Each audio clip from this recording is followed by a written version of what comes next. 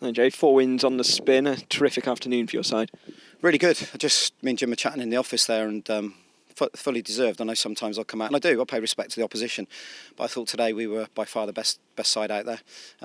We were disappointed we conceded a really poor goal, and that's me being a bit finicky, I guess, but in all honesty we should have been 4 up in the game. We've had a couple of good chances, penalty decision turned down. Tom, when he's gone through to make it 2-0, great flowing move.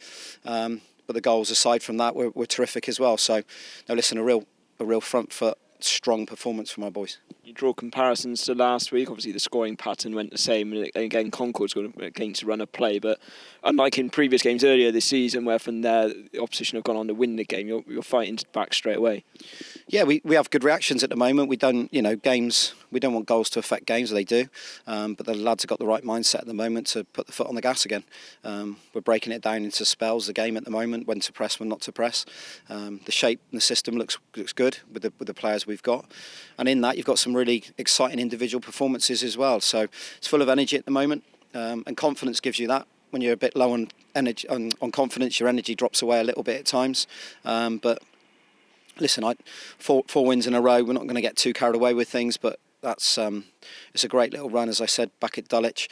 Puts us in a strong position, as we spoke about before the game in the playoffs, and it's got teams worrying about us. You said about exciting performances. Presumably you'll include Sam Pearson now. He's been a fantastic replacement for Wirra Edwards. Sam's been a revelation, I've got to be honest, and all 3 of them, Tom Smith, Adam Mann as well. In the change of the system that we did. But Sam I've known about for probably 2 seasons now.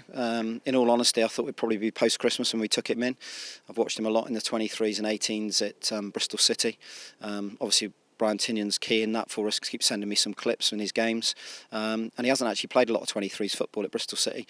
But I knew that he would bring something that I was looking for. We wanted that pace, a bit like when we had Opie, if you like, and of course Wirra after that.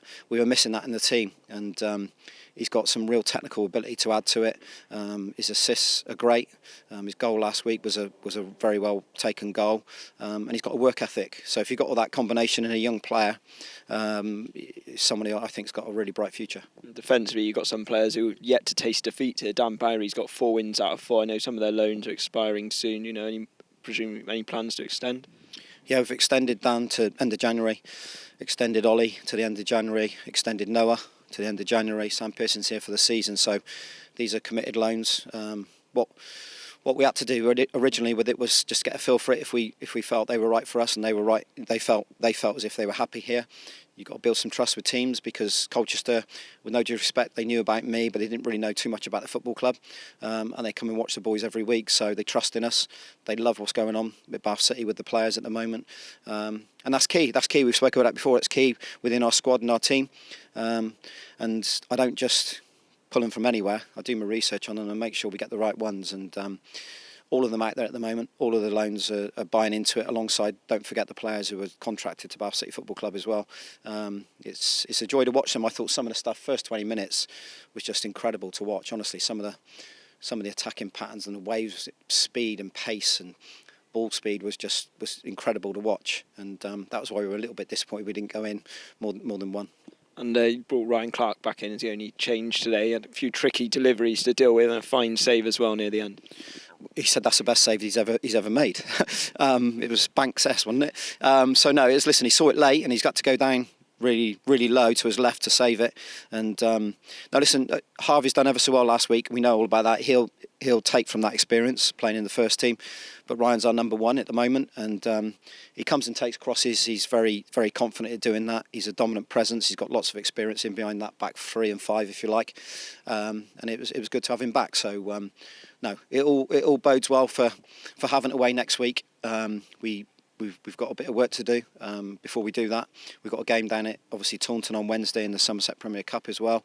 But in a moment when your team's playing like that, it's just ticking them over. We help them out as much as we can Thursdays with, obviously, we do a lot of work on the opposition. So tactically we have to tweak it like we did today when they were constantly tweaking it and changing it.